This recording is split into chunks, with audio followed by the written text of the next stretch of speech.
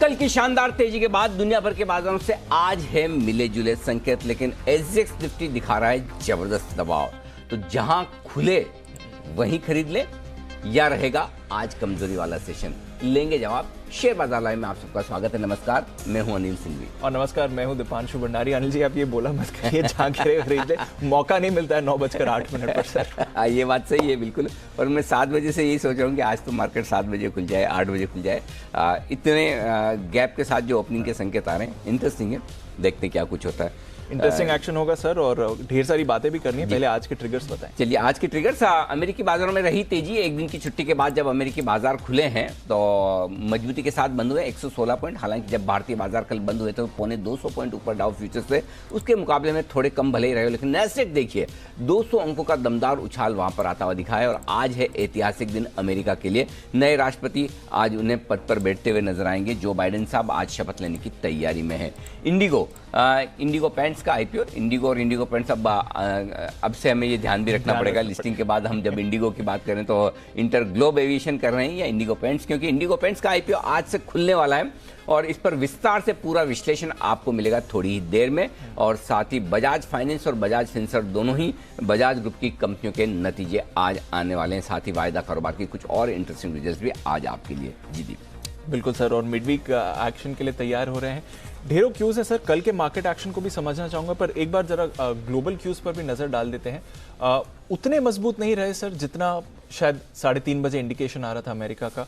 Joe Biden साहब आज शपथ लेंगे, और साथ ही जैनेट येलेन ने भी बात करी है स्टिमुलस की, टैक्स हाइक्स जो वो प्लान कर रहे हैं उसके बारे में। कैसे रीड करें? तो ऐसा खराब क्या कहा उन्होंने? कुछ भी नहीं।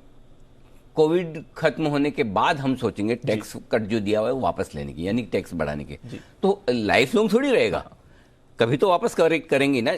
आपको याद है बीच में जब 2008 में मंदी हुई थी और फेड ने जमकर पैसा डाला मार्केट में, और उसके बाद एक शब्द बड़ा फेमस हुआ था, टैपरिंग।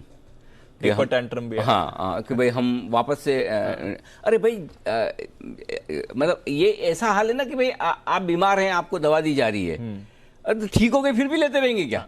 वही बात है। तो डोज बंद करो। वही चीज है कि अगर इकोनॉमी ठीक हो जाएगी तो बंद करेंगे, तो आपको खुश होना चाहिए कि आपका पेशेंट ठीक हो गया, बिना दवा के घूम रहा है, फिर रहा है, काम कर रहा है। अमेरिका की इकोनॉमी में अगर आपको टैक्स कट की जरूरत ना पड़े, ठीक है, अगर आपको स्टिमुलस पैकेज की जरूरत ना पड़े, तो ये तो अच्छी बात है। अच्छी बात है। जब जरूरत है तब आपको दवा मिल गई, अब आप ठीक हो गए, दवा हटा ली, तो इसमें दुखी होने की बात ही नहीं है। तो मुझे नहीं लगता कि कोई ऐसी बात जैनेट येलेन ने कही है या कोई ऐसे बाइडेन साहब कहने वाले या करने वाले जिससे अमेरिका के बाजार परेशान हो। I don't know. अब देखो 40 ही रह गया एसजीएक्स निफ्टी। सुबह 7 बजे भी जब मैं फ़ोन पर मानसी से बात कर रहा था, 80-85 पॉइंट नीचे था। मैं बोल रहा ये तो बहुत ही अच्छी बात है कि अगर 80-85 पॉइंट नीचे खुले तुरंत ही खरीदना चाहिए। तो जितना नीचे खुले उतना बेहतर है। तो ग्लोबल संकेतों में कहीं कोई समस्या नहीं है। हर वक्त अगर आप ये सोचें कि नहीं डाउ 300-400 पॉइंट ऊपर दिखना चाहिए, फ्यूचर्स भी ऊपर दिखने चाहिए, ऐसा तो हो नहीं सकता। दीप, एक और चीज़ जो हमें नोटिस करनी चाहिए वो ये कि अब धीमे धीमे अमेरिकी बाजारों की रेंज छोटी हो रही है ना। एक अच्छा रनअप होने के बाद अब सीमित दायरे में, वो जिसको आप कह सकते हैं टाइम वाइज कंसोलिडेशन की सीमित दायरे में थोड़ा वक्त बिता रहे हैं। अगले बड़े मूव के पहले वो मूव ऊपर भी हो सकता है, नीचे भी हो सकता है, जहां भी हो, लेकिन उससे पहले थोड़ा सा वेट एंड वॉच वाले मोड में है। और आपको जब आपको कभी भी एक चीज और मैं आपको बताना चाहता हूं जो अनुभव से, जब भी आपको एक लंबी तेजी या लंबी मंदी के बाद जो भी आपका ट्रेंड है, जैसे अभी ट्रेंड तेजी का है, उसके बाद अगर आपको लगता है कि कुछ दिनों से बाजार शांत है, सीमित दायरे में है, तो आप इसे ये मानकर चलें कि शॉर्ट टर्म ट्रेंड आपका आप डिफाइन करने की कोशिश मत करें, तब आप लॉन्ग टर्म ट्रेंड के साथ चलें। नहीं तो क्या होता है, आप शॉर्ट टर्म और लॉन्ग टर्म ट्रेंड के बीच में कंफ्यूजन होता है, जो कि आपको पिछले 2 दिनों में दिखा भी कि अचानक से 2 दिन थोड़ा सा बाजार गिरा तो लोगों को लगा कि ट्रेंड बदल रहा है या बिगड़ रहा है, राइट। वो होता है, लेकिन उसी समय आपको ये देखना है कि मेरा लॉन्ग टर्म ट्रेंड क्या है। और इस लॉन्ग टर्म ट्रेंड के बीच में अगर मुझे शॉर्ट टर्म में थोड़ा बहुत उतार चढ़ाव हो, थोड़ा बहुत समय बाजार बिताए, हल्का फुल्का करेक्शन हो जाए, तो चिंता की बात नहीं। तो मुझे लगता है कि अमेरिकी बाजार भी हल्के फुल्के कंसोलिडेशन के मूड में है, और हमारे बाजार भी, तो कोई दिक्कत वाली बात मुझे नजर नहीं आती। Action as usual. एब्सोल्युटली। चलिए, अब तो बढ़िया है सर। आज के भी संकेत समझने सर, एक और आईपीओ खुल रहा है, उस पर भी आपकी राय लेनी है, और थोड़ा फंड एक्शन भी इंटरेस्टिंग रहा है, जो फिर हम जब डेटा में बात करेंगे। तो फिर शुरुआत करते हैं सर, बताएं आज के संकेत कैसे रीड करें। ग्लोबल संकेत न्यूट्रल से पॉजिटिव साइड पर है। मुझे तो वैसे न्यूट्रल भी नहीं लगते हैं, पॉजिटिव ही लगते हैं, क्योंकि कहीं कोई ऐसी समस्या तो है नहीं, खाली एसजीएक्स निफ्टी को छोड़कर कि जिससे आपको लगे कि ग्लोबल संकेत न्यूट्रल भी। हाँ, अब आप 250 और 118 पॉइंट की तेजी में फर्क करना चाहता, अब 25-50 पॉइंट में क्या फर्क पड़ता है दीपक, मतलब 30,000 की लेवल पे अब 25-50 पॉइंट कोई मायने नहीं रखता। तो ग्लोबल मार्केट में कुछ भी बदला नहीं है। इनफैक्ट मैं तो ये कहूँगा ग्लोबल संकेत आप पॉजिटिव ही लिखिए, न्यूट्रल भी हटा दीजिए, इसको पॉजिटिव कर दीजिए। एफआईएस के संकेत पॉजिटिव साइड पर है फिर से, कल भी थे आज भी है। कल भी इन्होंने तेजी की, आज भी यही करेंगे, इसको हम विस्तार से बात करेंगे। घरेलू फंड्स के संकेत न्यूट्रल थे कल भी और आज भी। वायदा कारोबार के संकेत पॉजिटिव से न्यूट्रल हुए हैं, ये थोड़े से बदले जी। तो सेंटीमेंट न्यूट्रल से पॉजिटिव हो गया है, ये बदला है। और ट्रेंड भी पॉजिटिव हुआ, तो थोड़े आज है ना संकेतों में बदलाव हुआ है थोड़ा सा। तो ये सारे है। अब आपके लिए जो मजबूत सपोर्ट लेवल्स आजकल मैं इसलिए निकाल कर दे रहा हूं आपको, ताकि आपको ध्यान रहे, बाजार में थोड़ी वॉलेटिलिटी बढ़ी, विक्स बढ़ा है, तो आपको ध्यान रहे कि मुझे कहां फोकस रखना है। 14,275, 14,350 स्ट्रॉन्ग सपोर्ट जोन अब आपके लिए निफ्टी पर काम करेगा, और 31,650, 31,825 बैंक निफ्टी पर स्ट्रॉन्ग सपोर्ट जोन रहेगा। ये आपको ध्यान में रखना है। अब दिन की एक बार मैं आपको सपोर्ट जोन बता दूं, आज दिन के लिए 14,435, 14,475 ये रेंज, इस रेंज में आपको खरीदारी करनी चाहिए। ओके, ये पहली रेंज है। मैं इंतजार भी नहीं करना चाहता दूसरी रेंज का। ओके, जो हमारा फॉर्मूला था कि पहली रेंज पे खरीदिए, वो फॉर्मूला आज फिर से आपको लगाना है। पहले सपोर्ट जोन पे खरीद लीजिए, पहले पे ही, दूसरे के लिए वेट मत वेट ही ना करना। हाँ, और उसके नीचे वैसे जाएंगे नहीं, लेकिन एकेडमिक तौर पर रखने में क्या हर्ज है। 14,275, 14,350 ये आपकी स्ट्रॉन्ग बाय जोन हो गया।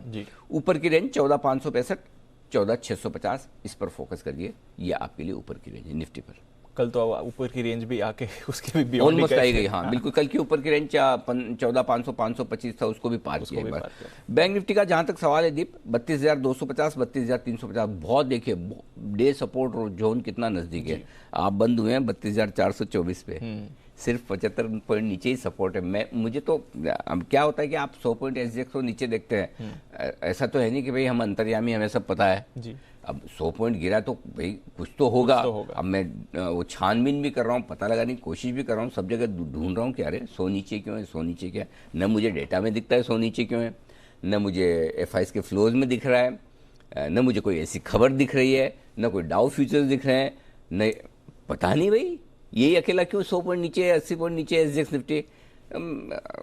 इसलिए फिर मैंने कहा भाई ठीक है, अब कुछ ऐसी चीज़ें जो हमें पता नहीं, कोई सिंगापुर वालों को पता है, और वही एसजीएक्स निफ्टी को 100 पॉइंट नीचे करके बैठे तो भगवान जाने, बाकी ऐसा कोई कारण तो बनता नहीं। इसलिए फिर हम थोड़ा सा सेफ चलने की कोशिश करते हैं कि कुछ चीज़, जरूरी तो नहीं कि हर चीज़ अपने को पता ही हो। और मैं अगर दीप सुबह 7 बजे भी अगर मैं कह रहा हूँ कि जितना नीचे खुले उतना बड़ा, जहाँ खुले वहीं खरीद लीजिए। अब अभी मैं ये कह रहा हूँ कि कोई बड़ी बात नहीं आप हरे निशान में खुल जाए, हो भी सकता है, कोई बड़ी बात नहीं हरे निशान में खुल जाए, ये भी हो सकता है, ये भी हो सकता है। तो हमारा जो टारगेट है कि एक्सपायरी के पहले पहले लाइफ हाई के आसपास पहुंचना चाहिए मार्केट वापस, वो इंटैक्ट है, इसमें कुछ बदला और बिगड़ा नहीं है जी। ठीक है, तो हम बात करते हैं बैंक निफ्टी के सपोर्ट की। तो पहला सपोर्ट लेवल ही बहुत पास में आ रहा है, 32,250, 32,350, इसके नीचे 31,825, 32,000 मजबूत सपोर्ट जोन है। ठीक है, bank nifty higher zone 32,575, 32,700 life time high के आसपास का, उसके पार निकले तो 32,850, 32,950 तक की यात्रा करेगा बैंक निफ्टी। बिल्कुल, तो नजर है 33,000 के करीब आप देख रहे हैं कि बड़ी लेवल निकल कर आ रही है। दिन के लिए क्या रेंज है सर? 14,475, 14,565 दिन की छोटी रेंज है, और 14,435, 14,600 ये दिन की मीडियम रेंज है, 14,350, 14,650 दिन की बड़ी रेंज है। ओके, और bank Nifty sir? Bank Nifty 32,250, 32,575 दिन की छोटी रेंज, 32,050, 32,700 मीडियम रेंज, और 31,825, 32,850 ये 1000 पॉइंट की रेंज आप मानकर चल सकते हैं, दिन की बड़ी रेंज। ओके, तो ये है आपके लिए इंपॉर्टेंट लेवल्स। सर कल की तेजी में कुछ एफआईएस की पोजीशनिंग में बदलाव आया है? कुछ भी नहीं, कुछ भी नहीं। एफआईएस की लॉन्ग पोजीशन वही 67% पर है। पुट कॉल रेशियो जरूर बढ़कर आए 1.12 से 1.36, लेकिन कंफर्टेबल है। हाँ, ओवरसोल्ड नहीं है, कंफर्टेबल हो गया, न्यूट्रल है। और विक्स थोड़ा सा 6%, विक्स भी उतना ही वोलेटाइल है जितना ये वोलेटिलिटी नापने का काम करता है, उतार चढ़ाव नापने का इंडेक्स है, इसी में सबसे ज्यादा उतार चढ़ाव होता है। मुझे मजा आता है देख के इसको कि विक्स ही वोलेटाइल है। तो चलिए 6% वापस गिर गया, ये एक एक दिन में ऐसे इंडेक्स है भाई, इसको कौन समझा, इंडेक्स इतने मूव नहीं होते हैं, बड़ी बड़ी मूव दिखा रहा है। अगर इंडेक्स ही ऐसे मूव होगा तो फिर इंडेक्स ही क्या। इंडेक्स बनाया इसीलिए जाता है कि स्टॉक्स के मुकाबले में इंडेक्स कम ऊपर नीचे हो, है ना। अगर निफ्टी और सेंसेक्स भी 5-5%, 6% रोज ऊपर नीचे होने लगे तो फिर इंडेक्स ही क्या है वो।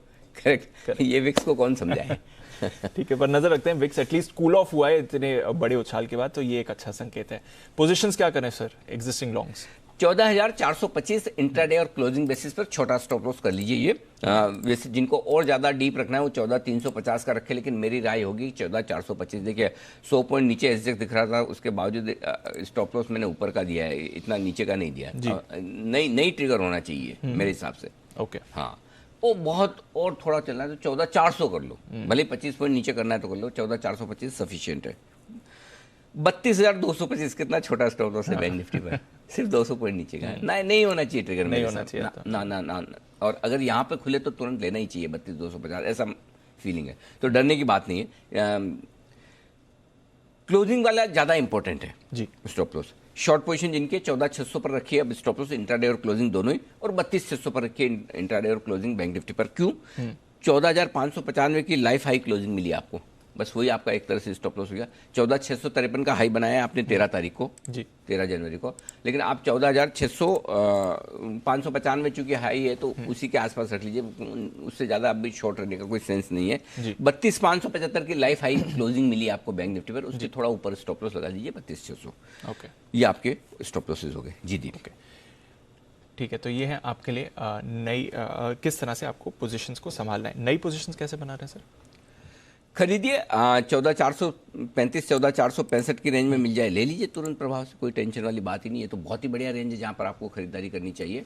14,350 का स्टॉप लॉस है, 14,500, 14,560, 600 और 650, ये 4 टारगेट के लिए आपको करनी है खरीदारी। ओके, और नई पोजीशन सॉरी शॉर्ट कैसे कर रहे हैं? 14,600, 14,650 की रेंज है, वहां पर आप चांस ले सकते हैं। देखिए शॉर्ट करने के लिए जितना 14,650 के नजदीक बेचे उतना आप सेफ है, और वो भी बेचना है तो ओके। नहीं तो मेरा ये पॉइंट है कि आप नीचे में खरीदने का ध्यान रखेंगे तो ज्यादा बेहतर है, बट फिर भी एक चांस लेना चाहें तो कर सकते हैं। ऐसा कोई नहीं कि आप शॉर्ट करके बहुत, इसलिए मैंने एग्रेसिव ट्रेडर लिखा भी नहीं जी, करेक्ट। तो 14,600, 14,650 ये आपका ऊपर का रेंज जहां शॉर्ट कर सकते हैं। 14,700 का स्टॉप लॉस है आपको, और नीचे की तरफ 14,565, 525 और 14,500, 3 छोटे टारगेट, बस इतने ही, ज्यादा टारगेट भी नहीं, ज्यादा टारगेट ना, छोटे बहुत है। बैंक निफ्टी सर खरीदिए 32,050, 32,250 इस रेंज में आए तो खरीदिए, आएगा एक बार आ जाए सुबह 32,250, 32,350 वहां खुला वहीं पे ले लेंगे। क्योंकि अगर देखिए 40 पॉइंट नीचे अगर ये खुलना है, 40 पॉइंट का मतलब 1/4%, का मतलब बैंक निफ्टी पे हो गया आपका 125 पॉइंट जी, 125 पॉइंट का मतलब 14,300 ही होता है, वही 14,250, 14,350 रेंज, उसी रेंज वहीं लेना है, वहां खुले तो लेना चाहिए। ओके, डरना नहीं है, हाँ लेना है। और 32,325, 32,450, 32,500, 32,575, 675, 725 ये सारे टारगेट हैं। मैं अभी लाइफ हाई के ऊपर के टारगेट नहीं दे रहा हूँ, वहीं तक के दे रहा हूँ, बाद में ठीक है। जो लोग शॉर्ट करना चाहते हैं बैंक निफ्टी, सवाल ये कि करें कहाँ, तो ज्यादा सेफ है अगर करना ही है तो 32,675, 32,725 स्किल ट्रेडर के लिए स्ट्रिक्ट स्टॉप लॉस 32,800 का होगा। इनफैक्ट 32,750 के लगाना चाहिए स्टॉप लॉस, फिर भी 25-50 पॉइंट बैंक निफ्टी में पता नहीं चलता, ऐसे ही घूम जाता है। तो 32,800 का स्टॉप लॉस है, 32,575, 500, 450, 32,350, 32,250 ये सारे टारगेट पहले सपोर्ट तक अगर गिरा तो वहीं तक गिरेगा। एब्सोल्युटली ठीक है सर। बैन में सर 3 स्टॉक्स हैं बने हुए हैं, BHEL, सेल और आइडिया, कोई बदलाव नहीं है वहां पर। अब थोड़ा डेटा समझाएं सर। FIs पॉजिटिव आपने फिर से रखा है, DIs न्यूट्रल रखा है, कैसे देख रहे हैं? देखो एक तो है ना दीप, मुझे ऐसा लग रहा है कि अब आदत डालनी पड़ेगी हमारी 3 डिजिट के डेटा देखने की 4 डिजिट से। अब तक ये ना वो रोज 1,000 करोड़ की आदतें बिगड़ी हुई थी हमारी कि भाई अब है ना, जरूरी नहीं कि इस लेवल पर आपको बड़े डेटा, देखो बड़े डेटा दोनों तरफ के नहीं है तो चलेगा जी। FIs ने खरीदा 258 करोड़ और घरेलू फंड ने बेचा 199 करोड़। तो जब तक डेटा मैच हो रहे हैं ना इनके, तब तक समस्या नहीं। समस्या नहीं। दिक्कत क्या है कि एक बड़ा खरीदे एक बड़ा बेचे, ऐसा कुछ हो तो आपका डेटा मिसमैच होकर आपका मार्केट उस हिसाब से मूव होगा। जी सर। तो अगर आपने पिछले 2 महीने 2.5 महीने आपने ऐसा देखा कि हजार करोड़ से ज़्यादा की एफ खरीदारी कर रहे हैं, 2000 की कर रहे हैं, घरेलू फंड उतनी सप्लाई कर रहे हैं, तो इसलिए मार्केट बढ़े जा रहा है। अब यहाँ पर डेटा छोटा हो गया, दोनों की सप्लाई और डिमांड मैच हो रही है, तो फिर कोई समस्या नहीं, छोटे डेटा से भी काम चल जाएगा। इसमें है ना ऐसा निराश होकर मूड बिगाड़ने की जरूरत नहीं, अरे बहुत कम कर लिया इन्होंने खरीदना। वो एक लेवल के बाद सप्लाई भी खत्म हो जाती है, जितना खरीद कर बैठे हैं, अब बेचने वाले बचे कहाँ हैं जी, बेचना किसको है? सही बात। अगर लेने वालों के पैसे कम हुए तो बेचने वालों के भी तो हुए ना शेयर कम। सही बात। तो बेचने के लिए भी, इसलिए मुझे लगता है कि ये छोटे डेटा में भी कोई चिंता की बात नहीं। और जब डेटा छोटे हों तो दीप दूसरा तरीका ये कि उसको क्वालिटी वाइज देखिए, जी, क्या डेटा में क्वालिटी है, और वो है क्वालिटी है इस डेटा है। हाँ। क्यों है मैं बताता हूँ।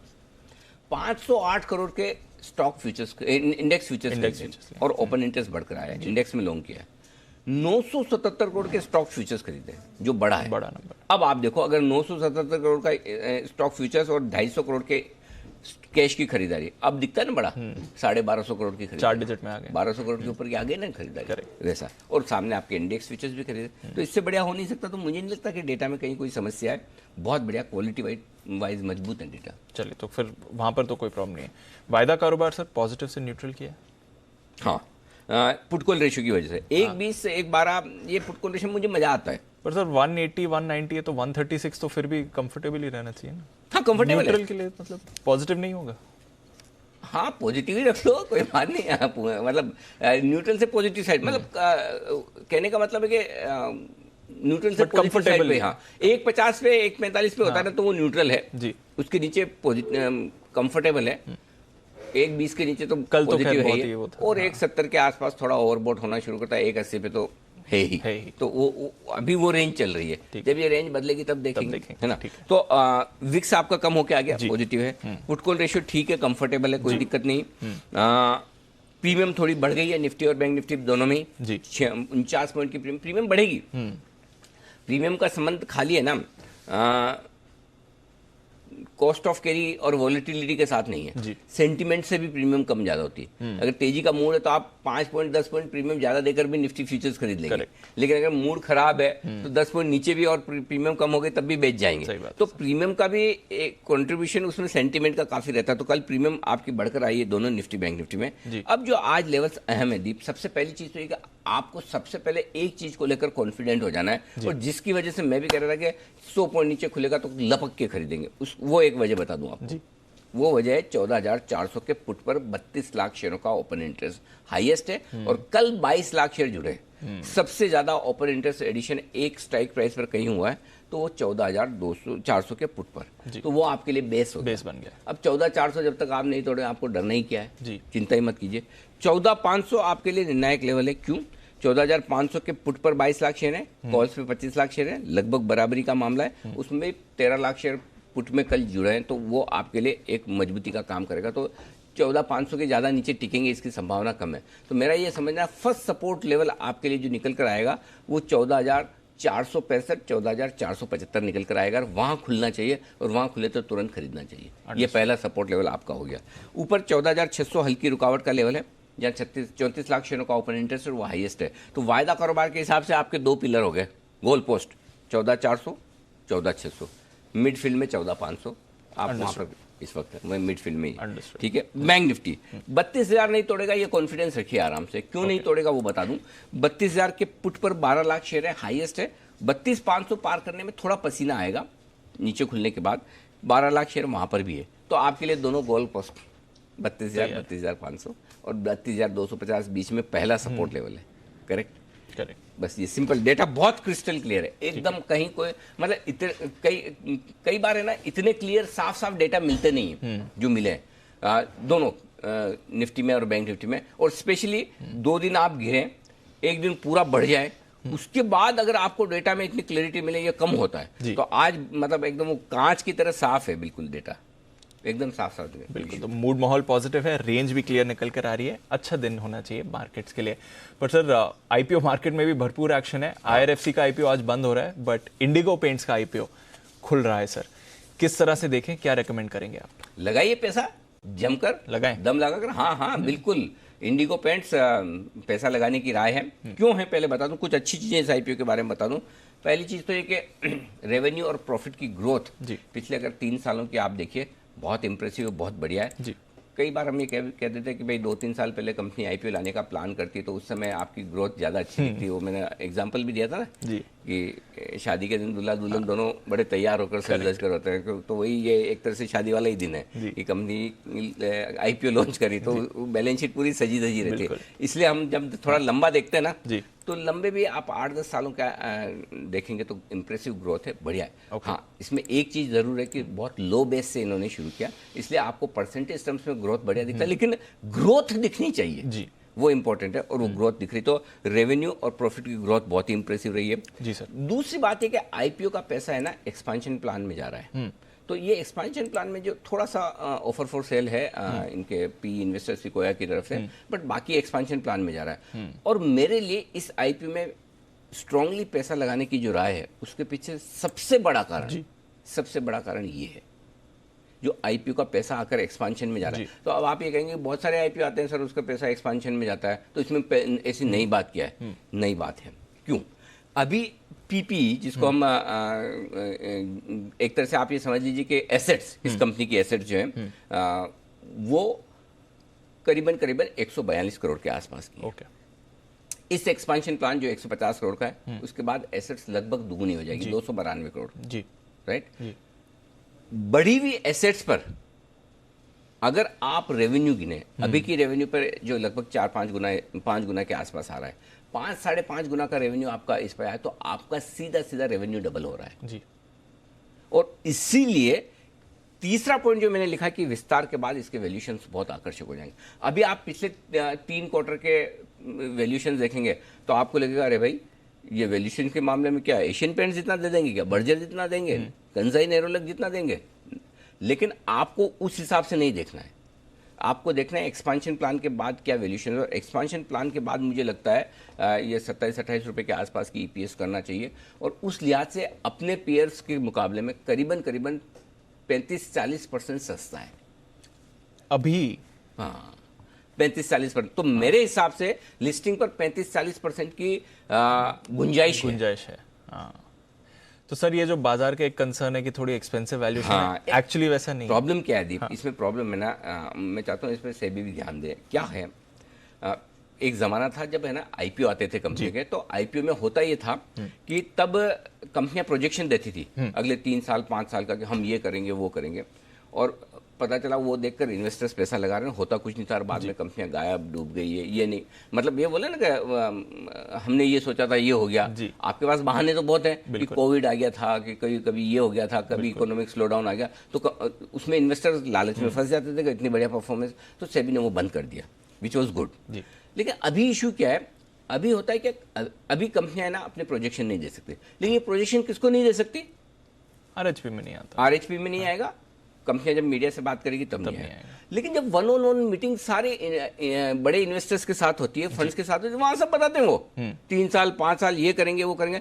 अरे नहीं तो कोई फंड पैसे कैसे लगाए? मुझे एक चीज बताओ, एक फंड मुझे बता दो जो अगर पिछले 3 साल के वैल्यूएशन देखकर इंडिगो पेंट्स में पैसा लगा पाए। जस्टिफाई नहीं कर सकता, नहीं कर पाएंगे जब तक आप फ्यूचर प्रोजेक्शन नहीं देखोगे कि कंपनी अगले 2-3-5 साल में क्या करने वाली है, और अगले 2-3-5 साल का अगर आपको पता नहीं है तो आप पैसा लगाओगे भी क्यों? करेक्ट। तो मुझे लगता है अब ये वक्त आ गया कि वापस, पहले जमाना अलग था, टेक्नोलॉजी नहीं थी, इंफॉर्मेशन इतनी पास नहीं होती थी, अब जमाना अलग है। अब सेबी के पास मैकेनिज्म भी है, तो सेबी चाहे तो सब पे नजर रख सकता है। तो अब सेबी को ये करना चाहिए कि अब आप प्रोजेक्शन दो, और प्रोजेक्शन अगर आप फंड्स को दे रहे हो तो रिटेल इन्वेस्टर को भी मिले। रिटेल को क्यों ना मिले? रिटेल अंधा है, ऐसे अंधेरे में हाथ फेर चला रहा है, क्योंकि उसे पता नहीं। हम बताते हैं तो उन्हें लगता है कि हाँ ठीक होगा, या यही चीज जो फंड्स को मिल रही है वो रिटेल इन्वेस्टर्स को भी मिलनी चाहिए इन्फॉर्मेशन, और ताकि कंपनियां उसका मिसयूज ना करें, कुछ भी अनाप शनाप आगे के प्रोजेक्शन न दे, उसके लिए मॉनिटरिंग सिस्टम बना दो जी। और कड़क मॉनिटरिंग सिस्टम होना चाहिए सेबी की तरफ से कि अगर कोई प्रोमोटर कुछ भी बोल के निकलने की कोशिश करे पकड़ा जाएगा। तो ये अब करने की जरूरत है। उससे क्या होगा कि हर एक इन्वेस्टर, न सिर्फ फंड मैनेजर बल्कि एक रिटेल इन्वेस्टर भी सही कॉल ले पाएगा कि मुझे इस आईपीओ में पैसा लगाना है। बिल्कुल सर, तो ये होने की जरूरत। तो अब ये 4 पॉजिटिव जो मुझे दिखे, इसमें प्रमोटर्स 20 साल का अनुभव रखते हैं, बहुत बढ़िया ग्रोथ उन्होंने इसी वजह से दिखाई है, एक ये बड़ा नेगेटिव क्या है, एक दो नेगेटिव भी है वो आपको समझना चाहिए। कंपनी की साइज छोटी है अभी जी। अब छोटी साइज पे आपको अच्छी ग्रोथ दिखाना आसान है, बड़ी साइज पे वो ग्रोथ दिखाना मुश्किल होता है। और मार्केट शेयर भी सिर्फ 2% का डेकोरेटिव सेगमेंट का, जिसमें आपका कंपटीशन भी सब दिग्गजों से भाई, बर्जर, एशियन, एक्सो नोबेल, कंसाई, ये सारे दिग्गज हैं जिनके साथ आपको करना है। लेकिन चूंकि साइज छोटी है और अभी भी इतनी छोटी साइज है, एशियन पेंट्स कभी 2% मार्केट शेयर वाले पे बहुत फोकस नहीं करेगा। करेक्ट। अगर ये 2% है 3% हो गए मार्केट शेयर, इनके लिए 50% जंप है। करेक्ट। एशियन पेंट्स को फर्क नहीं पड़ता। इसलिए छोटे होने के बावजूद इनके लिए ग्रो करने की जगह है जी, इसलिए ये मुझे पसंद है। और दूसरा एक हिस्टोरिकल वैल्यूएशन देखेंगे आप, पुराने डेटा तो आप पैसा लगा ही नहीं पाएंगे, आपको लगेगा अरे भाई इतना महंगा। तो मैं ये कहूँगा कि जो इनका पूरा का पूरा एसेट बेस डबल होने जा रहा है, जो एक्सपेंशन प्लान होने जा रहा है। अच्छा, इसके बाद डेट फ्री भी हो जाएगी कंपनी जी, ये आईपीओ के बाद, तो आपके डेट फ्री हो गए, एसेट्स डबल हो गई, आपके रेवेन्यूज डबल हो जाएंगे, प्रॉफिट शानदार होगा, मुझे अच्छा लगता है। तो आप अच्छे लिस्टिंग गेन के लिए जरूर लगाएं, अच्छे लिस्टिंग गेन के लिए जरूर लगाएं। और लॉन्ग टर्म लिस्टिंग के बाद देख लेंगे, मतलब इसका मतलब मैं ये नहीं कह रहा कि पहले दिन बेच के निकल जाना है। अगर बहुत अच्छे गेन्स मिलेंगे और तब वैल्यूएशंस अगर कंपेरेबल हो गए एशियन पेंट्स के साथ, तो हम सेल कॉल भी दे देंगे कि चलिए आप प्रॉफिट बुक कर लिए। लेकिन फिलहाल आप पहले दिन पैसा कमाने के लिहाज से भी लगाइए। बिल्कुल सर, एक पॉजिटिव तो आपने मेंशन ही नहीं किया, धोनी। हाँ, धोनी भी है बिल्कुल। अच्छा हाँ, इसमें भी एक बढ़िया इंटरेस्टिंग बात है, अब इनमें बड़ा खर्चा है जी एड का, और धोनी इनके ब्रांड एम्बेसडर है, करेक्ट। अब ये आईपीओ लाने के बाद उन्हें रखेंगे नहीं रखेंगे मुझे नहीं पता, हाँ। चलो मान लिए रखेंगे, लेकिन एक तो ये कि अभी जो सेल्स है, अभी जो प्रॉफिट है, उस पर धोनी को उतने ही पैसे दें। अच्छा, धोनी की कॉन्ट्रैक्ट तो मेरे ख्याल से सेल्स और प्रॉफिट पे नहीं होगी, उनकी तो फिक्स होगी। तो सेल्स आपके डबल हो जाए, पैसे उतने ही लगे ऐड के, हाँ, तो वो भी फायदा है, आपके खर्चे बच रहे हैं, करेक्ट। तो वो मार्जिन आपके सुधर रहे हैं, मार्जिन बेहतर हो सकते हैं। तो मार्जिन इंप्रूवमेंट का स्कोप है, रेवेन्यू और प्रॉफिट इंप्रूव होने का स्कोप है, मुझे बढ़िया लगती है। तो फ्यूचर प्रोस्पेक्ट्स पे देखें तो बढ़िया कंपनी है, बिल्कुल। तो अच्छी लिस्टिंग गेन्स के लिए पैसे लगाएं, ये है अनिल सिंघवी की राय। और सर IRFC IPO, हाँ, इसलिए हाँ देखिए है ना, जो मुझे फॉलो करते हैं मेरे शब्दों को भी फॉलो करिए आप। मैंने IRFC में साफ लिखा है लंबी अवधि के लिए जरूर लगाएं, लंबी अवधि के लिए जरूर लगाएं। और यहाँ मैं कह रहा हूँ लिस्टिंग गेन के लिए जरूर लगाएं। जो समझ जाए वो समझ जाएंगे, और बाकी जिनको है ना नुस्ख निकालने कुछ न कुछ ये वो, तो वो निकालते रहें। देखिए, हर एक आईपीओ की अपनी अलग फितरत है, अलग। ये कंपनी IRFC लॉन्ग टर्म के लिहाज से ही है, ये शॉर्ट टर्म के लिहाज से अगर आप बन जाए पैसा अच्छी बात है, मैं नहीं कहता कि शॉर्ट टर्म। अब लिस्टिंग अगर ₹1 ऊपर या ₹1 नीचे हो तो मुझे फर्क नहीं पड़ता, इतनी रिस्क तो मैं मार्केट में हमेशा लेके चलता हूँ। लेकिन मुझे इस आईपीओ को लॉन्ग टर्म के लिहाज से देखना है, क्योंकि उसका बिजनेस मॉडल ही वैसा है जी। अगर कंपनी रेलवे के लिए 25 साल 20 साल 15 साल 10 साल के लिए पैसा उठा रही है, मैं कई बार कहता हूँ ना, आप इंश्योरेंस कंपनी है, इंश्योरेंस कंपनी में अगर आपको पैसा लगाना तो 10 15 20 साल के लिए लगा। अरे उनका बिजनेस मॉडल ही वही है, वो पॉलिसी 15 20 साल की बेचती है, तो उनका जो आपको प्रॉफिट आएगा वो उस हिसाब से आएगा। आप कंपनी के बिजनेस मॉडल के हिसाब से पैसा लगाएंगे। IRFC में लॉन्ग टर्म के लिहाज से लगाइए, इंडिगो में आपका शॉर्ट टर्म में भी बन जाएगा जी। वही बात है, दोनों में ये फर्क है। बिल्कुल, तो ये है पूरा IPO मार्केट की स्ट्रैटेजी। पैसे लगाएं अच्छी लिस्टिंग गेन्स के लिए। इंडिगो पेंट जिसका IPO आज खुल रहा है। आइए कुछ और स्टॉक्स के बारे में चर्चा करते हैं। हमारी टीम जुड़ रही है, थोड़ी देर में वरिंदर मंसल के साथ रिजल्ट एक्सरे की भी चर्चा करेंगे, पर उससे पहले कुशल, देवांशी और साथी आशीष हमारे साथ तैयार है। कुशल, गुड मॉर्निंग, बताएं आज के ट्रिगर्स और खबरों वाले शेयर्स कौन से हैं? Good morning Deepanshu. सबसे पहले आप आज जो आने वाले नतीजे हैं उस पर फोकस कीजिए। F&O स्पेस से फेडरल बैंक मार्केट आज के दौरान आते हुए दिखेंगे, साथ ही हैवेल्स और HDFC AMC यहाँ पर भी जो है इनके नंबर्स आएंगे। कैश स्पेस से आपको 3-4 इंपॉर्टेंट नाम्स बता देता हूँ, लंबी सूची है। GMM फॉडलर, साथ ही Newgen software, L&T technology services, Sasken technology, Syngene international, Sterlite tech, Hindustan zinc जो हमने कल आपको नतीजे आएंगे कमाई कराएंगे में बताया था, तो इसके नतीजों पर भी आपको नजर रखनी होगी। इसके अलावा पोस्ट मार्केट नंबर्स आए थे जिसमें एफ एंड स्पेस से आईसीआईसीआई लोम्बार्ड के नंबर्स दिख रहे थे और बेटर देन एस्टिमेट यहाँ पर नंबर्स आए हैं। आप देखिए ग्रॉस डायरेक्ट प्रीमियम जो है वो करीब 9% बढ़कर 4034 करोड़ पर आया है। साथ ही अगर आप कंपनी का मुनाफा देखेंगे तो 294 करोड़ से बढ़कर 313 करोड़ पर आता हुआ नजर आया है।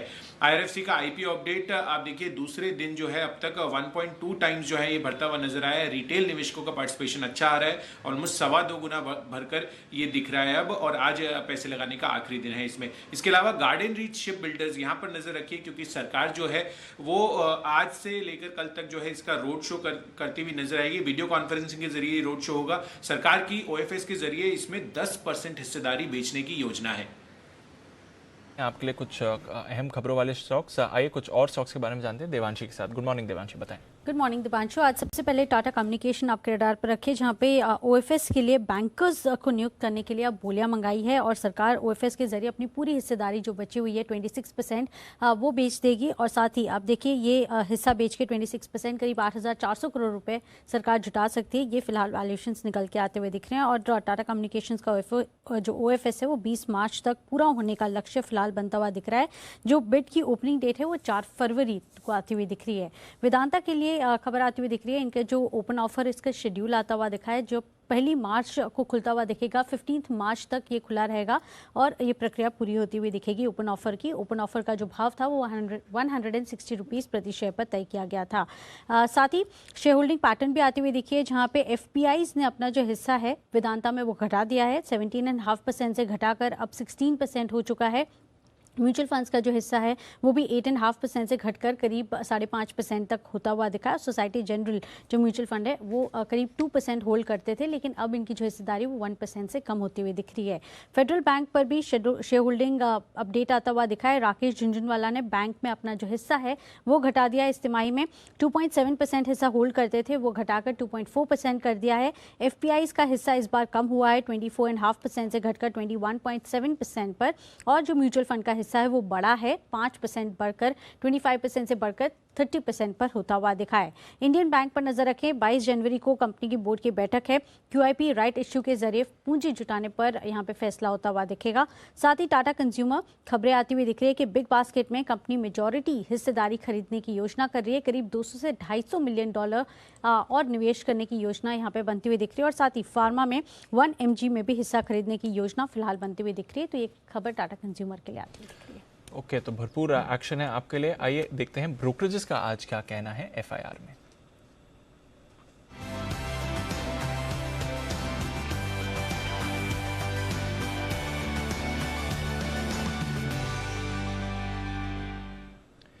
गुड मॉर्निंग आशीष, बताएं आज की रिपोर्ट्स क्या कह रही हैं।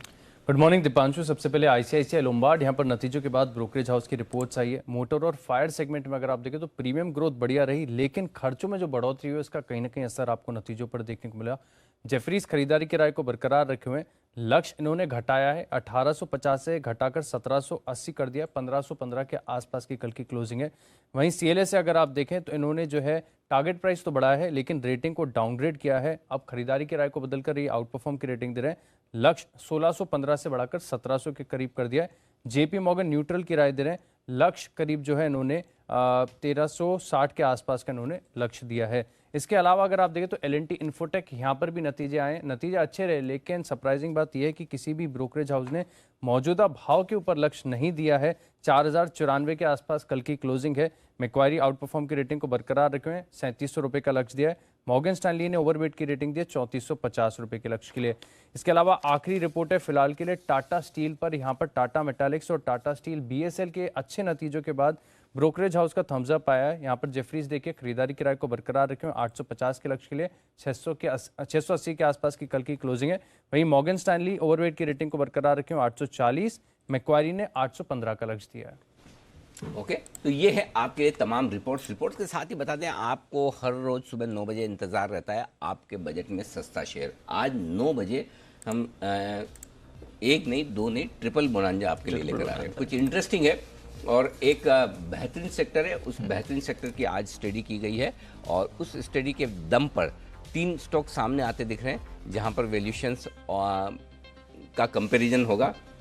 इंटरेस्टिंग स्टडी हमारी रिसर्च टीम ने की है, उस पर फोकस करिएगा। तो 9 बजे आपके लिए ट्रिपल बोनांजा है, वो जरूर देखिएगा, मिस मत कीजिएगा। आइए बढ़ते आगे, वक्त है वरिंदर जल्द एक्सरे का।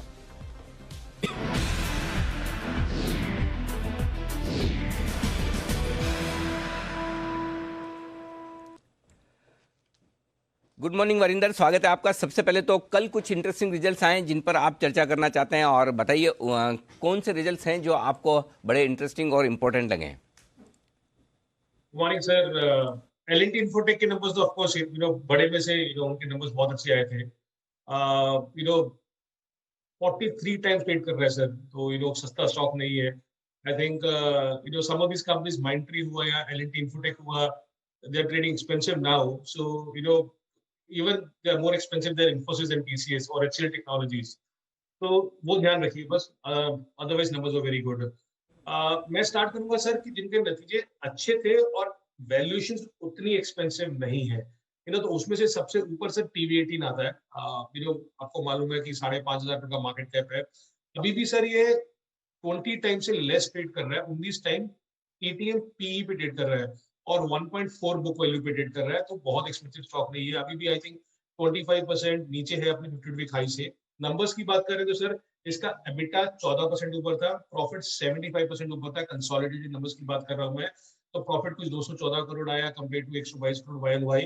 और क्वार्टर देखें तो सर जब बहुत बड़ा था, from 75 crore to 214 crore. Sir 24% margin are the highest ever reported by TV18, so अच्छे नंबर आए थे। सर इस बार जो एक सेक्टर आई थिंक हम बहुत टाइम से बात भी कर रहे हैं और मैं ट्वीट भी करता रहता हूँ कि स्टील एक ऐसा सेक्टर है जिसको नजर में रखना चाहिए। टाटा स्टील BSL के नंबर्स देखिए सर, आप आपके एनालिस्ट ने भी बता ही दिया है sir, 27% margin, 27.5% margin compare to 5.5% margin. उनका एबिटा पर टर्न वाज अप 63%, 14,000 पे। क्योंकि ये नंबर हमने 2007-8 की तेजी में सुने थे सर कि स्टील कंपनी आपको 25-30% मार्जिन कमा के दे रहा है, तो बहुत सुपर नंबर्स आए थे। और अभी भी टाटा स्टील BSL कोई एक्सपेंसिव स्टॉक नहीं है sir. JSW Ispat again it's I think it's trading around 1.5 times book value, so कोई एक्सपेंसिव स्टॉक नहीं है। बट हाँ, ये स्टॉक भागा हुआ है, आई थिंक 8 रुपए का ऑलरेडी 34 रुपए हो चुका है, तो वो ध्यान रखिए। But numbers again sir, EBITDA 150 crore का किया, पहले YoY लॉस था, क्वार्टर 62 करोड़ से 3 गुना हो गया एबिटा। अगर आप क्वार्टर भी देखेंगे तो नंबर्स बहुत शानदार आए हैं इसके। लॉजिस्टिक्स में सर बहुत टाइम के बाद मैं देख रहा हूँ कि नंबर्स अच्छे आ रहे हैं, और वो गेटवे डिस्ट्रिक्ट पार्क्स है, 1 टाइम प्राइस टू बुक में ट्रेड करता है सर। और अगर जेफरीज का अनुमान माना जाए तो ये FY22 के बेसिस पे 12 टाइम पे ट्रेड करता है, तो महंगा स्टॉक नहीं है। एबिटा 36% ऊपर था सर, प्रॉफिट डबल हो चुका है इस कंपनी का, मार्जिन 26% आए हैं कंपेयर टू 20%। और इसका एक बहुत इंपॉर्टेंट पैरामीटर होता है सर, वो होता है रेल एबिटा पर यूनिट, पर TEU बोलते हैं जिसको। इट वाज अप 25%, और 9% वॉल्यूम ग्रोथ आया था। सो ये पैरामीटर ट्रैक करना बहुत ही जरूरी है, उसके हिसाब से numbers are very very good for this company. Steel again sir, Vardhman special steel आया, 1.2 बुक पे ट्रेड करता है, अगेन उतना एक्सपेंसिव स्टॉक नहीं है। सेल्स 53% ऊपर थी सर, एबिटा 6 करोड़ का 40 करोड़ हुआ सर, प्रॉफिट 2 करोड़ का 22 करोड़ हुआ, और मार्जिन 3% के 13% है। सो एक सेक्टर जो मेरे लिए कंप्लीटली स्टैंड आउट हो रहा है इस बार, वो है स्टील। अभी तक जो नंबर्स रिपोर्ट हुए, स्टील कंपनियों के रिजल्ट्स हैं बहुत ही तगड़े, बहुत ही शानदार, और यहाँ पर आपको मजबूत नजर आ रहे हैं। रिजल्ट्स ठीक हैं, और महंगे शेयर इस लिस्ट में कौन से हैं? सर मैं टाटा मेटेलिक्स को बोलूंगा, हालांकि मुझे नंबर्स बहुत अच्छे लगे, बट जैसे मैं बोल रहा हूँ कि टाटा स्टील BSL हुआ या वर्धमान स्पेशल स्टील हुआ, कि अभी भी 1.2 1.3 बुक वैल्यू पे ट्रेड करते हैं। Tata Metaliks 2.3 TTM price to book पे ट्रेड करता है, और इसलिए ये इतना सस्ता स्टॉक नहीं है जितने दूसरे स्टॉक्स हैं। स्टॉक ऑलरेडी आई थिंक 300 का 800 हो चुका है। नंबर्स इसके भी अच्छे आए थे, एबिटा 62% ऊपर था, प्रॉफिट 64% ऊपर था। Margin again sir, steel company 24% margin इसने दिए वर्सेस 15% YoY, इवन क्वार्टर 21% के 24% मार्जिन हुए। एज ए सेट थोड़ा महंगा स्टॉक है अगर आप दूसरों के साथ कंपेयर करते हो। और मिस में सर अगर मैं बोल सकूं तो मिस में एक कंपनी टाटा कम्युनिकेशन मेरे हिसाब से मिस है इस बार नंबर्स के हिसाब से। आई एम वेरी हैप्पी कि गवर्नमेंट हमारी इतनी स्मार्ट निकल रही है कि स्टॉक जो ऑलरेडी आई थिंक 200 रुपए का कुछ 1000 रुपए हो चुका है, 5 गुना हो चुका है, तो अभी आगे सोच रही है कि वो OFS करेगी या स्ट्रेटेजिक सेल करेगी। सो एक वो कैवियट है कि एक वो न्यूज अलग है। So let's see what happens in that. But sales 4% नीचे था, एबिटा 10% नीचे था, प्रॉफिट 20% नीचे था। सर इसमें एक जरूरी चीज है कि अगर आप इसके वन ऑफ बेनिफिट्स निकाल दे सेकंड क्वार्टर में, जो मेरे ख्याल में 70 करोड़ थे, तो एबिटा एक्चुअली 4% नीचे है इसका, 4%। तो अगर आप कैलकुलेट करेंगे जो नंबर्स दिए हुए हैं उसके हिसाब से 1.5% नीचे है, बट आपको वन ऑफ आइटम्स निकालने पड़ेंगे, तो एबिटा 4% नीचे है। 40 टाइम पे टीटीएम पे ट्रेड करता है सर, तो सस्ता स्टॉक नहीं है।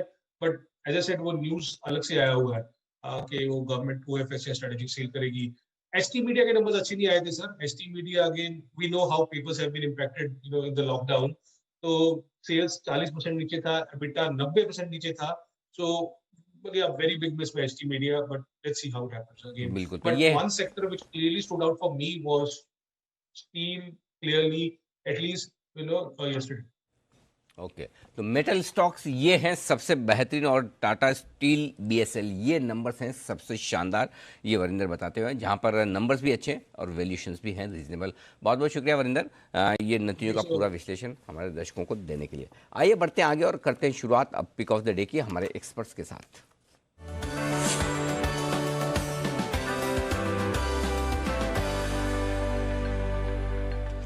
वागले साहब सुप्रभात, बताएं सर।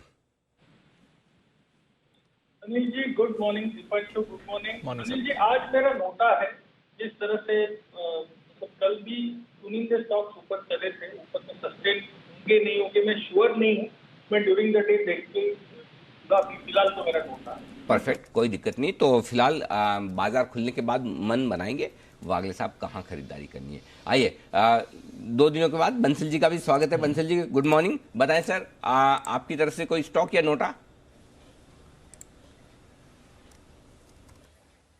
सुप्रभात अनिल जी, सुप्रभात दीपांशु। अनिल जी नोटा नहीं है, मेरी तरफ से स्टॉक है कैश सेगमेंट से, बर्गर किंग पे खरीदारी की राय है।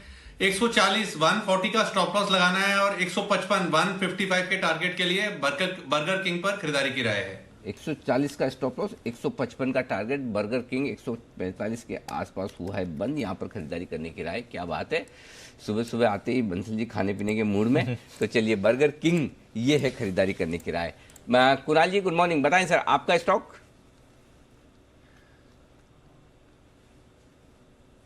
Good morning Anil ji, good morning Deepanshu. Anil ji मेरी खरीदारी की राय कोलगेट पर है, और कोलगेट में हमने देखा है कि करेक्शन पूरा होता हुआ दिख रहा है, और कल के चार्ट पर एक पैटर्न बना है जिसको बुलिश हारामी पैटर्न कहते हैं। तो मुझे लगता है अनिल जी कि इसमें एक अपसाइड आपको देखने को मिलेगी, और ये डिफेंसिव स्टॉक है, तो इन स्तरों पर बाय करके चलें। यहां पर एक 1540 1540 का स्टॉप लॉस रखना है, और पहला टारगेट 1600 रुपए का होगा। ओके, 1540 का स्टॉप लॉस, 1600 का टारगेट। सुमित जी सुप्रभात, बताएं सर आपका share? Good morning Anil ji. Anil जी मेरे को लग रहा है मेटल सेक्टर में ओवरऑल मजबूती देखने को मिलेगी। तो मेटल सेक्टर में एक करेक्शन, एक गिरावट देखने को मिली है लास्ट 5-7 दिनों में, और उसके बाद अब कल के दिन में लोअर लेवल से मोस्ट ऑफ द स्टॉक्स में एक अच्छा रिबाउंड आया है। तो पिक ऑफ द डे और पिक ऑफ फ्यू डेज में टाटा स्टील को यहाँ पे लिया जा सकता है। टाटा स्टील 680 के आसपास कल का क्लोजिंग है, टाटा स्टील में खरीदारी करके चलने का सलाह रहेगा। स्टॉक का जो नीचे में चार्ट पे सपोर्ट दिखाई दे रहा है वो 660 का दिखाई दे रहा है, तो 660 के स्टॉप लॉस से टाटा स्टील में खरीदारी करें। ऊपर में जो पहला टारगेट बनेगा 700 का बनेगा, और 700 के ऊपर क्लोजिंग मिलने पे 710 रुपए तक के लेवल टाटा स्टील में देखने को मिल सकते हैं। तो टाटा स्टील में खरीदारी करके चलने का सलाह रहेगा। ओके, ये है आपके लिए टाटा स्टील में तेजी करने की राय। Shubham ji good morning sir, बताइए आपने कौन सा शेयर चुना है आज?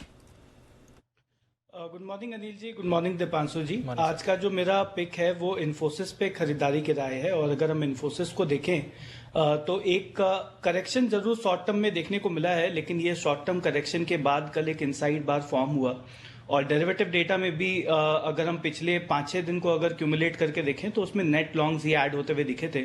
तो मुझे लगता है कि ये करेक्शन कंप्लीट हो चुका है इन्फोसिस में, और करंट लेवल पे एक अच्छे लेवल पे अवेलेबल है क्यूमुलेट करने के लिए। तो 1340 के स्ट्राइक का जो कॉल ऑप्शन है लगभग 17 रुपए 40 पैसे पे क्लोज हुआ था, इस पे खरीदारी की राय है। यहाँ पे लक्ष्य होगा 26 रुपए का, एक स्टॉप लॉस मेंटेन करे 12 रुपए पे। तो आज का जो पिक है वो है इन्फोसिस। ओके, तो इन्फोसिस पर करें खरीदारी, एक्शन में भरपूर आते हुए दिख सकते हैं फिर से IT stocks. Avinash ji good morning, बताएं आपकी pick of the day sir. Good morning Deepanshu, good morning Anil ji. Anil ji, हमको शॉर्ट टर्म के लिए सियाट काफ़ी पसंद है। हमको लग रहा है कि कंपनी ने मैनेजमेंट कमेंट्री काफ़ी अच्छी दी है और यहाँ पे हमने देखा है कि ऑलरेडी 300 करोड़ का कर्जा भी इन्होंने रीपे किया है। प्लस सबसे बड़ी बात, रिप्लेसमेंट मार्केट में उन्होंने कहा है कि ग्रोथ बहुत बढ़िया है, आगे भी चलेगी। आज कंपनी की कॉन्फ्रेंस कॉल है जहाँ पे ज़्यादा डिटेल मिलेंगे, तो मुझे लग रहा है आज शॉर्ट टर्म के लिए हो सकता है कि 1280 या 1290 का नियर टर्म का टारगेट बन सकता है। लॉन्गर टर्म में तो प्रॉस्पेक्ट्स अच्छे ही है, लेकिन जो इन्वेस्टमेंट कॉल है मेरी तरफ से वो आरपी गोयनका कंपनी है, अनदर कंपनी जिसका नाम है फिलिप्स कार्बन। आज कंपनी के नतीजे है, हमको लग रहा है कि तीसरी तिमाही दूसरी तिमाही से काफी बेहतर रहेगी। प्लस कंपनी ने भाव अपने सेलिंग प्राइसेस बढ़ाए हैं और जिस प्रकार का वॉल्यूम ग्रोथ हमको दिख रहा है, हो सकता है कि 6 to 12 मंथ्स में अगर कोई इन्वेस्टमेंट कॉल करता है ये लेवल पे, तो आपको करीबन 225-240 का टारगेट एक 6 से 12 महीने में मिल सकता है। तो ये दोनों कॉल्स मेरी तरफ से सियाट एक शॉर्ट टर्म व्यू से और फिलिप्स कार्बन 6 to 12 मंथ के पॉइंट ऑफ व्यू से खरीदना चाहिए। ओके, तो ये हैं आपके लिए दो कॉल्स, फिलिप्स कार्बन और साथ ही सीएट, जहां पर आपको करनी है खरीदारी। एक्शन आने वाला है आज भरपूर स्टॉक्स में, ढेरों स्टॉक्स हैं जो आज नतीजों के दम पर और खबरों के दम पर भी एक्शन में आते हुए दिखेंगे। एक बार राय ले लेते हैं आईसीआईसीआई लोम्बार्ड पर। अविनाश जी, किस तरह से देख रहे हैं इनके नतीजे? अनुमान से तो थोड़े बेहतर रहे, आपका क्या व्यू है स्टॉक पर सर? इनफैक्ट दीपांशु, नंबर्स उम्मीद से काफी अच्छे हैं। मोस्ट इंपॉर्टेंटली इन्होंने इंडस्ट्री ग्रोथ को आउट परफॉर्म किया है और डिस्पाइट द फैक्ट कि यहाँ पे इनको काफी प्रोविजंस करने पड़े, क्योंकि काफी लोगों ने अपनी पॉलिसीज रिकॉल की, क्लेम्स काफी बढ़ गए थे, लेकिन फिर भी उसके बावजूद कंपनी का जो प्रॉफिट ट्रेजेक्टरी है और जिस प्रकार से मैनेजमेंट का ग्रोथ आउटलुक है, हमको लग रहा है कि कोई भी गिरावट अगर आती है तो इसको खरीदना चाहिए। वैल्यूएशंस डेफिनेटली थोड़े से एक्सपेंसिव है, लेकिन ये एक ऐसा स्टॉक है जो मेरे ख्याल से मोनोपोली स्पेस में ऑपरेट करता है और लंबे निवेश के लिए कोई भी अगर डिप आती है तो इसको खरीदने का मौका समझना चाहिए। ओके, तो ये है आपके लिए आईसीआईसीआई लोम्बार्ड पर राय। इस समय नजर रखिए इस काउंटर पर। फेडरल बैंक, सुमित जी चार्ट देखकर बताएं। झुंझुनवाला साहब ने थोड़ी हिस्सेदारी घटाई है, 2.7% से घटाकर 2.4% की रही है।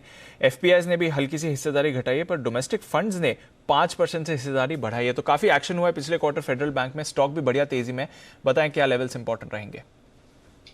तेजी का मूव देखने को मिलेगा दीपांशु। कल भी स्टॉक में लोअर लेवल से एक स्ट्रॉन्ग मूव देखने को मिला है। स्टॉक के अंदर मेरे को लग रहा है ऊपर में 78 रुपीज से 80 रुपीज तक का मूव फेडरल बैंक में देखने को मिल सकता है। तो जिन्होंने भी बाय का व्यू लेके चला है वो लोग पोजीशंस होल्ड करें। नीचे में 71 72 के आसपास का सपोर्ट लेवल है, ऊपर में 78 से 80 रुपीज तक के इमीडिएट टारगेट फेडरल बैंक में देखने को मिल सकता है। ओके, तो फेडरल बैंक रहना चाहिए आपके रेडार पर, नजर रखिए इस काउंटर पर। वेदांता, शुभम जी जरा इसके चार्ट देखकर बताएं। यहाँ पर भी ढेरों अपडेट हैं। एक तो जो ओपन ऑफर है जिसमें प्रमोटर्स 10% हिस्सेदारी खरीदेंगे, वो 1 से 15 मार्च के बीच खुला रहेगा। म्यूचुअल फंड्स ने हिस्सा घटाया, 3% कटौती करी है। एफपीआई ने थोड़ा हिस्सा घटाया यहाँ पर चार्ट्स क्या कह रही है वेदांता की सर?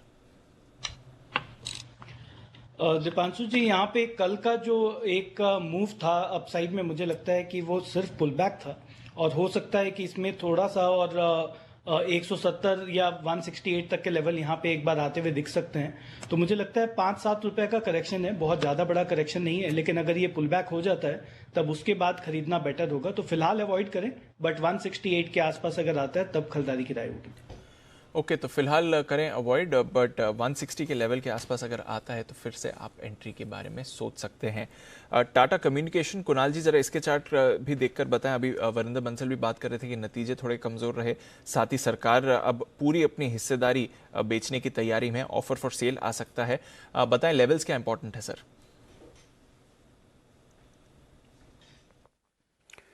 देखिए, चार्ट पर अभी तक कोई ऐसा संकेत नहीं है कि यहाँ से टर्न अराउंड होगा। दीपांशु, चार्ट बहुत मजबूत दिखते हैं और एक बड़ा सपोर्ट मुझे 1058 के आसपास दिखता है। तो जब तक 1058 के लेवल्स ब्रेक नहीं होते हैं तब तक ओवरऑल ट्रैजेक्टरी पॉजिटिव है और बायस भी पॉजिटिव रखना चाहिए। तो मान लीजिए कोई गिरावट मिलती है तो 1050 के स्टॉप लॉस से मेरी राय में खरीदारी करनी चाहिए। ओके, तो ये है आपके लिए टाटा कम्युनिकेशन। देखते हैं आज किस तरह का नतीजों पर और साथ ही इस खबर के दम पर स्टॉक पर रिएक्शन आता है। गार्डन रीच बिल्डर्स, ये भी एक स्टॉक है जहां पर रखनी है नजर। बंसल जी जरा इसके चार्ट देखकर बताएं। सरकार अपनी हिस्सा बेचने की तैयारी में है, 10% हिस्सा बेचने के लिए ऑफर फॉर सेल आ सकता है। आज और कल होंगे रोड शोज। चार्ट्स क्या कह रही है बंसल जी? देखिए दीपांशु, चार्ट्स पर भी एक वीकनेस के संकेत हैं और कल के सत्र में डे बिफोर यस्टरडे एक नेगेटिव क्रॉसओवर यहां पे देखने को मिला था। और यहाँ पर एक इमीडिएट सपोर्ट आता है 187 के अराउंड, एक इमीडिएट सपोर्ट आता है। अगर 187 के लेवल्स टूटते हैं तो नीचे में 177 180 के लेवल्स देखने को मिल सकते हैं। बट अगर 177 180 के लेवल्स आते हैं तो वो एक अहम स्तर है, वहां पर लंबी अवधि का नजरिया बना के यहाँ पे निवेश करना चाहिए। ओके, तो ये है आपके लिए गार्डन रीच बिल्डर्स पर राय। नजर रखिए इस काउंटर पर भी खबर के दम पर एक्शन में आ सकता है। ढेरों स्टॉक्स हैं जो खबरों के दम पर आज आपको एक्शन में आते हुए दिख सकते हैं। हैवेल्स यहाँ पर रखनी है नजर, इसके आने वाले हैं नतीजे। शुभम जी, हैवेल्स की चार्ट कैसे दिख रही है सर? दीपांशु जी, हैवेल्स में अगर हम देखें तो एक अच्छा रैली स्टॉक में ऑलरेडी देखने को मिला है और कल भी हमने देखा कि एक बेहतरीन यहाँ पे रैली देखने को मिला था। मुझे लगता है ओवरऑल ट्रेंड अभी भी पॉजिटिव है, तो खरीदारी की राय होगी करंट लेवल पे, या अगर थोड़ा बहुत पुल बैक मिल गया 15-20 रुपए का तो वहां पे भी खरीदने की राय है। इसको पोजिशनल तौर पे खरीदें, एक स्टॉप लॉस मेंटेन करें 990 पे, और अगर इसको हम 5-6 दिन का समय दें तो मुझे लगता है कि इसमें 1080 तक के लेवल आते हुए दिख सकते हैं। तो हैवेल्स पे अगर करंट लेवल या थोड़ा बहुत अगर पुल बैक मिलता है तब खरीदें। ओके, तो ये है आपके लिए हैवेल्स जहां पर रखें नजर। अविनाश जी, एचडीएफसी एएमसी इनके भी नतीजों का इंतजार है, किस तरह के एक्सपेक्ट कर रहे हैं सर रिजल्ट्स? स्टॉक पर क्या व्यू है आपका 3200 के लेवल पर? मुझे लग रहा है कि नतीजे मिले जुले लगेंगे। मोस्टली जो एसआईपी का ग्रोथ नंबर है वो थोड़ा सा ढीला हो चुका है, लेकिन एचडीएफसी एएमसी मार्केट लीडर है। हमको लग रहा है कि ओवरऑल जो नंबर्स होंगे वो वाई बेसिस पे तो डेफिनेटली काफी अच्छे रहेंगे, लेकिन सीक्वेंशियल ग्रोथ की बात करें तो मुझे लग रहा है कि अभी भी काफी आउटफ्लोज हम म्यूचुअल फंड से देख रहे हैं। ओवरऑल हमको लग रहा है कि जिनके पास है दीपांशु, उनको होल्ड करना चाहिए। आज कंपनी के नतीजों के साथ कॉन्फ्रेंस कॉल भी है, तो मुझे लग रहा है कि कोई गिरावट अगर आती है तो रिस्क रिवॉर्ड शायद अच्छा रहेगा, लेकिन डेफिनेटली लॉन्ग टर्म के लिए अगर किसी को लंबी अवधि के लिए लेना है तो कोई गिरावट पे इसको अपने पोर्टफोलियो में जरूर इंक्लूड करे। लेकिन नंबर्स मेरे ख्याल से मोटा मोटी सेटिस्फैक्टरी रहेंगे, कोई बड़ा पॉजिटिव सरप्राइज आएगा ऐसा लग नहीं रहा है। ओके, तो कोई बड़ा पॉजिटिव सरप्राइज नहीं आने वाला है, बट ठीक ठाक नंबर्स रह सकते हैं। ये है आपके लिए HDFC AMC. Indian Bank, Sumit ji जरा इस पर भी नजर रखिए। जिस तरह से पीएसयू बैंक्स में बढ़िया तेजी है, इनकी फंड रेजिंग को लेकर बोर्ड बैठक होगी 22 जनवरी यानी कि परसों। बताएं सर, चार्ट्स क्या कह रही है इंडियन बैंक की? चार्ट्स में तेजी दिख रही है दीपांशु। इंडियन बैंक में लोअर लेवल से एक अच्छी तेजी देखने को मिल रही है। हमने भी ये स्टॉक लोअर लेवल से रिकमेंड किया हुआ है। ऐसा लग रहा है ये स्टॉक 3 डिजिट में जाने को तैयार है। 100 रुपए का लेवल जल्दी ये स्टॉक क्रॉस करना चाहिए, और 100 रुपए का लेवल एक बार स्टॉक क्रॉस करेगा तो रैली बढ़ती हुई देखने को मिलेगी, और फिर 110 रुपए तक का मूव इंडियन बैंक में देखने को मिल सकता है। तो लोअर लेवल्स पर खरीदारी करके चलने का सलाह रहेगा। नीचे में 89-90 के आसपास का सपोर्ट है। ओके, तो ये है आपके लिए भरपूर स्टॉक्स जो आज खबरों के दम पर एक्शन में आते हुए दिखेंगे। एक्शन में भरपूर और स्टॉक्स आने वाले हैं, और बजट में सस्ता शेयर, आज तो ट्रिपल बोनांजा भी आपके लिए तैयार है।